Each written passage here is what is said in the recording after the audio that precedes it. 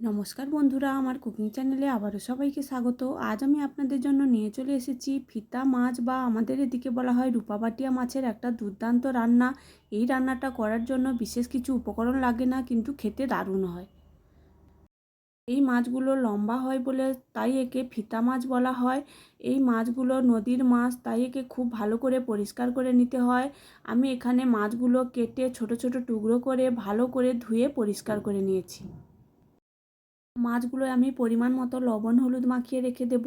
এই মাছগুলো লম্বা লম্বা হয় বলে অনেকেই খেতে পছন্দ করেন না, কিন্তু মাছগুলো দু রকমের হয়। ছোট ছোট সাদা সাদা মাছগুলো খেতে ভালো লাগে। আরও এক ধরনের মাছ হয়, লম্বায় একটু বড় হয় এবং গায়ের রঙটাও অল্প একটু কালো হয়। ওই মাছটা তেমন স্বাদও হয় না, খেতেও ভালো লাগে না। আপনারা যদি বানাতে চান তাহলে এই ছোট ছোট সাদা সাদা মাছটাই বানাবেন, খুবই ভালো লাগে। প্রথমে আমি গ্যাসের মধ্যে একটা কড়াই বসিয়ে কিছুটা তেল গরম করে নিয়েছি। এই রান্নাটায় সর্ষের তেলে করলে খুবই ভালো হয়।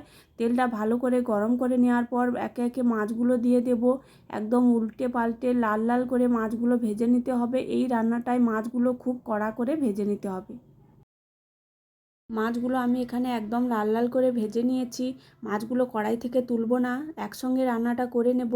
এই রান্নাটা করার জন্য বিশেষ কিছু মশলা লাগে না, কয়েকটি উপকরণেই হয়ে যায়। প্রথমে মাছগুলো আমি অল্প একটু ফাঁকা করে মাঝখানে দিয়ে দেব কিছুটা কালো জিরে আর বেশ কয়েকটা চেরা কাঁচা লঙ্কা। এই রান্নাটা ঝাল ঝাল খেতেই খুব ভালো লাগে। আপনারা যদি বেশি ঝাল না পছন্দ করেন তাহলে কম করে কাঁচা লঙ্কা দেবেন।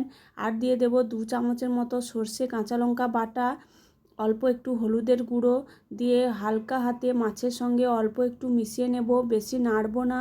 অল্প একটু মিশিয়ে নেওয়ার পর দিয়ে দেব কিছুটা উষ্ণ গরম জল। জলটাও অল্প করে দিতে হবে, কারণ এই রান্নাটা গা মাখাই খুব ভালো লাগে। আর দিয়ে দেব স্বাদ মতো লবণ। লবণটা দিয়ে দেওয়ার পর গ্যাসের আঁচটা একদম বাড়িয়ে 2 থেকে 3 মিনিট ভালো করে রান্নাটা করে নিতে হবে।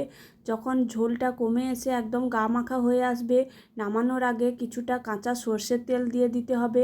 আপনারা যদি ঝাল আরও পছন্দ করেন তাহলে আরও কয়েকটা চেরা কাঁচা লঙ্কা দিয়ে দিতে পারেন। তারপরে 1 মিনিট মতো ফুটিয়ে নামিয়ে নেব। নামিয়ে নিলেই একদম রেডি হয়ে যাবে ফিতে মাছ বা রূপাপাটিয়া মাছের সর্ষে দিয়ে ঝাল।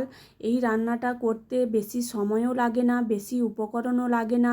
গরম গরম ভাতের সঙ্গে আপনারা যদি এইভাবে একবার রান্নাটা করে থাকেন তাহলে দেখবেন খেতে এতটাই ভালো হয়, আর কোনো কিছু রান্না করার দরকার হবে না। বিশেষ করে যারা নোনা মাছ বেশি পছন্দ করেন তাদের জন্য তো এটা একটা দারুণ রান্না। আপনারাও এইভাবে একবার বাড়িতে বানিয়ে দেখবেন। ভিডিওটি ভালো লাগলে আমার চ্যানেলটি সাবস্ক্রাইব করে দেবেন।